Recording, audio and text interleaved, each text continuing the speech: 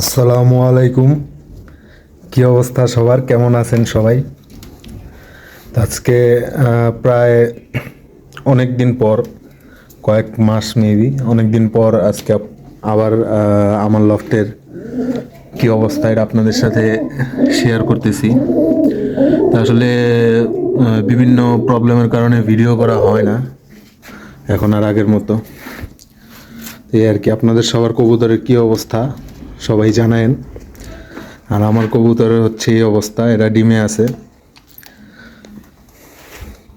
আগের মতোই। এদেরও টাইম হয়ে আসছে ডিম পাড়ার, হয়তো কয়েকদিন পরে হাড়ি দিয়ে দিব। তো সবার কীরকম কাটতেছে সিজন জানায়েন সবাই। আর অবশ্যই সবাই মাশাল্লাহ বললেন। এ মেবি আজকে ডিম পারবে এই মাদিরা, এই যে হাড়ির উপরে। তো এই আর কি, মাঝখানে অনেক ডিম বাচ্চা নষ্ট হয়েছে।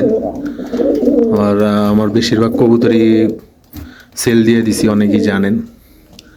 2-3 মাস তো আমি কোনো ভিডিওই করি নাই।